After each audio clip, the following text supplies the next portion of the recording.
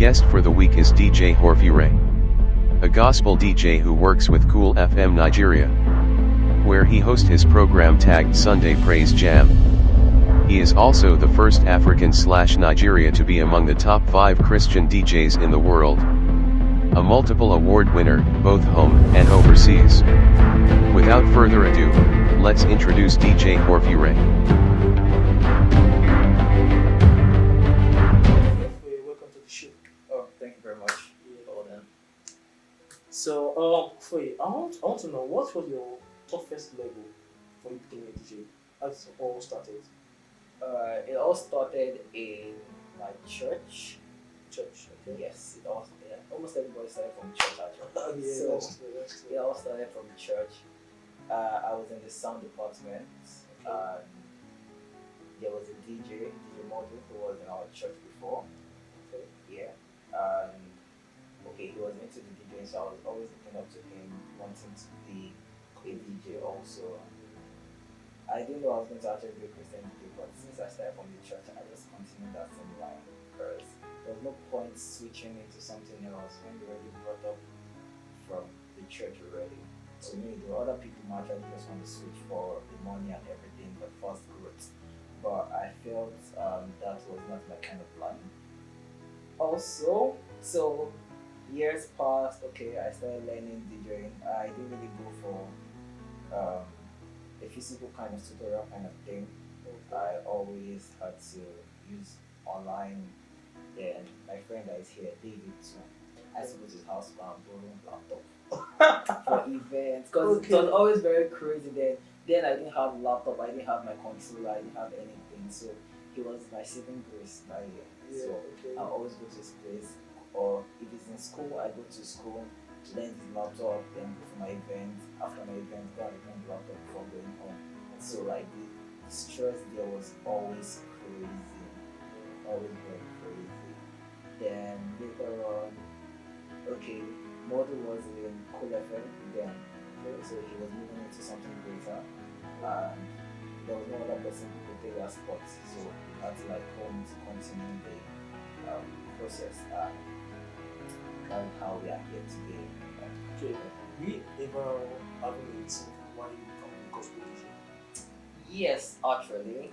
It was also when I was still trying to build up myself, because that was the early stage from the grassroots part, where you might actually just be see all that DJs who you know that There's money and there's fame and everything. Yeah, that kind of thing. And man, I had a whole lot of a thing go but when you set your mind on something, you might not actually just see the outcome yet. It would actually be a long process, but the outcome will be great. I stuck my mind on being since I'm the only Christian DJ at that moment. Not at that moment, there were other Christian DJs, but they were not out there. So I felt this was this is a push, this is a movement for the Christian community. Because most artists out there don't get their song on airplay. Yes, those kind of things. Too. Or hide or ear. So I was in that position and I was feeling a gap, a big gap for so many artists and for the industry itself. So I just I just stuck to it. I just stuck to it, and the outcome has been mind blowing. It's been great so far. So, aside from you said model, right? Yeah. But what was your greatest inspiration from somebody?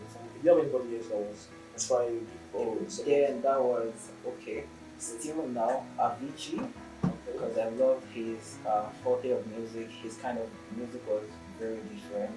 Before we had David Guetta, Marshmello, other DJs like that out there. So because I'm actually venturing into EDM remixes, bringing a different change into the Christian and gospel scene so far.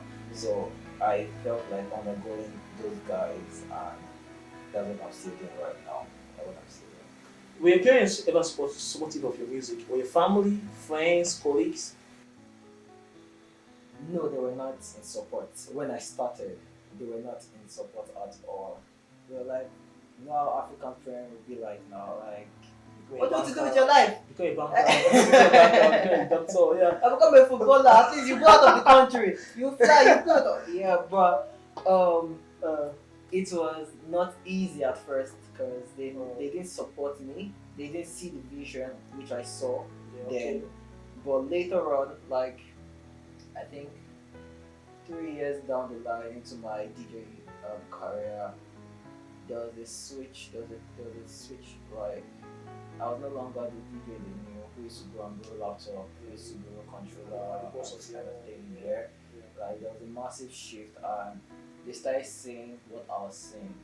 Okay. Yeah. So my dad is late now. He was never in support, but later on he started coming for my events. Wow. Most of my events I had, like he always come through. Let's take a picture of my son. This kind of thing. Like he was not proud of it. And I'm like, oh wow. So okay. yeah, and my mom also. Then I think it just stopped on everybody. Like, okay, this guy is not coming back from us. I'm going. It's not going back. I'm going back at all. It didn't take a long while when everybody supported and everybody came. Okay, cool. So okay, if you were not DJ today, what do you think you should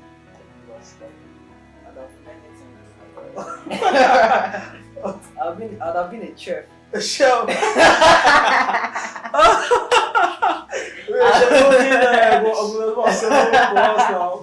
Okay, I'm joking. Okay, I'd have definitely been an artist, a pencil artist, because I started drawing before I became a DJ. Okay. Yeah, so I'd have definitely gone back to artwork, drawing of people, portraits, and different things. Okay, first I want to say congratulations. You have 608K streams on Spotify. You understand? I want to say that's a big, massive one. Yeah. That's a big one. And you won't be starting at the beginning of the year. Yeah, understand? And, okay, I've seen so many artists have collaborated with you. I know some are good for like so pedigrees and they're good friends. Yeah. So and you are trying to crave a massive strength in gospel Nigerian industry, which is a good one. Yeah. Understand? And I want to say thank you. So what's your advice to the viewers out there? It's easy because let's take for instance, you plant a seed today. Okay. You don't expect it to germinate the next day. So like it's a process. You plant a seed, you're going into a career kind of thing. You don't expect to just kaboom, be all over the whole place. Like it's a process. I think I'm like 2 years on radio right now and like 5 years official like as a DJ career. So like it's been a journey so far. Your seed won't just germinate immediately. So it's the same thing you will use as yourself, planting yourself into the Christian industry, into the Christian movement. Okay. It's a movement. We're not stagnant. Like we can't compare last 10 years to this kind of decade right now. Definitely. Yeah, so like it's a movement. We're moving.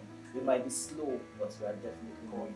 We are moving. So artists out there, to DJs out there, to anyone out there who is pushing for a career, just stick to what you're doing. Have a plan. Let God manifest His glory in it. Yeah, like Jeffrey said, stick to what you're doing. Have a plan. That's what it's meant of. It's really what you should make. I want to say thank you for coming to the show. Thank you. And you must work too. You must work too, man.